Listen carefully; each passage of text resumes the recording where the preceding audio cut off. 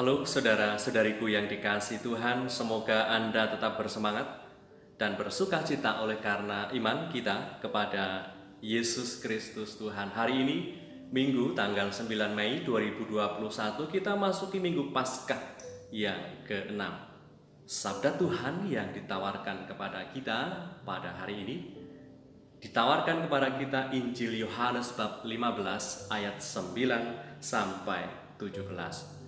Dari ayat yang ditawarkan kepada kita hari ini, ada beberapa sabda, kutipan sabda yang akan kita renungkan pada kesempatan ini yang tentunya akan bisa menjadi kekuatan dan sumber semangat bagi kita semua.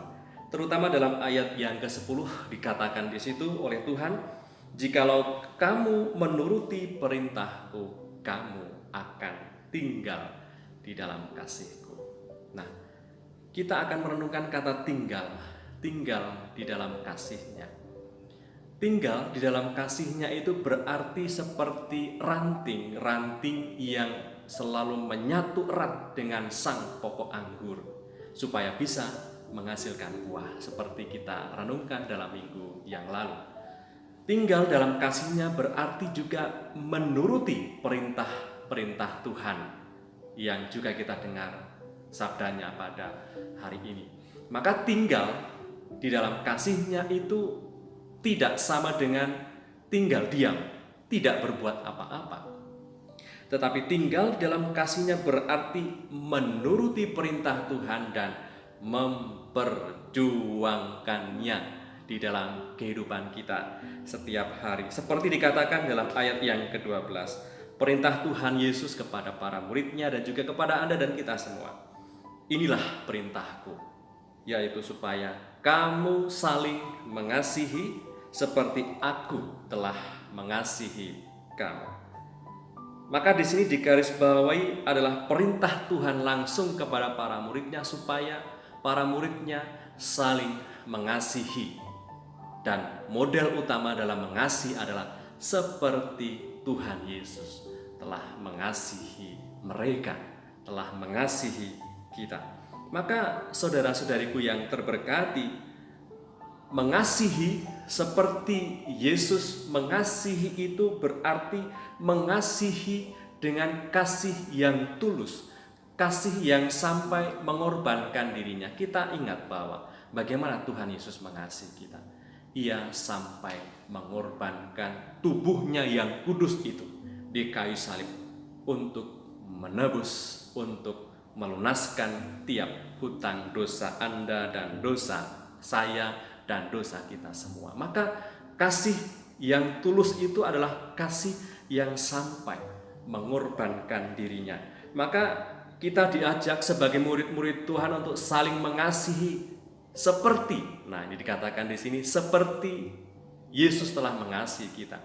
Bukan seperti orang lain mengasihi kita, bahkan bukan seperti orang-orang yang pernah kita kasihi yang mengasihi kita, tapi dikatakan di sini mengasihi seperti Yesus mengasihi. Maka mengasihi, dan dalam mengasihi ini model dan motivasi kita dalam mengasihi adalah bagaimana Tuhan Yesus telah mengasihi kita, sehingga kasih Tuhan, kasihnya kepada kita itu menjadi model, menjadi teladan, dan juga sekaligus menjadi motivasi kita.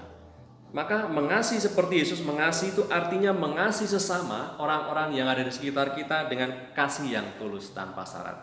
Kasih yang sampai mau mengampuni dan kasih yang sampai mau berkorban. Ini kan tidak mudah. Kasih yang tanpa syarat. Kita seringkali mengasihi orang lain karena ada sesuatunya, karena ada alasannya, karena ada sesuatu yang ingin kita dapatkan dari dia. Maka kita diajak untuk juga mau mengasihi dengan tulus, mengasihi yang juga sampai mau mengampuni. Dan ini juga merupakan hal yang tidak mudah, apalagi dia atau mereka pernah melukai kita, pernah membuat kita sakit hati.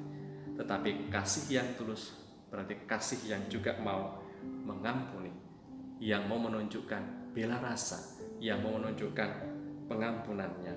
Dan kasih juga, beranikah kita juga mau memberikan pengorbanan kita kepada sesama yang ada di sekitar kita. Maka saudara-saudariku yang dikasihi Tuhan, kita sebagai murid Tuhan diajak untuk tinggal di dalam kasih-Nya, berarti menghasilkan buah-buah kebaikan.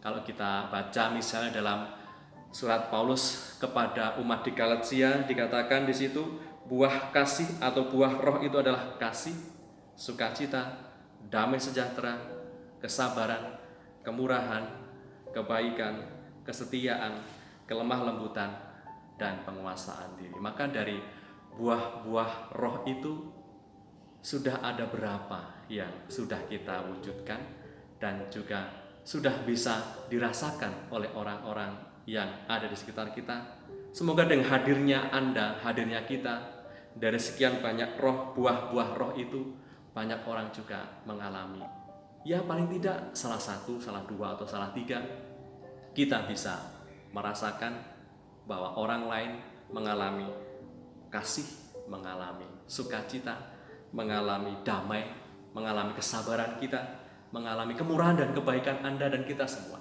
Semoga oleh karena berkat Tuhan, kita dimampukan untuk menunjukkan buah-buah dalam kebaikan sebagai bukti nyata bahwa kita adalah murid-murid Tuhan. Marilah berdoa. Demi nama Bapa dan Putra dan Roh Kudus. Amin.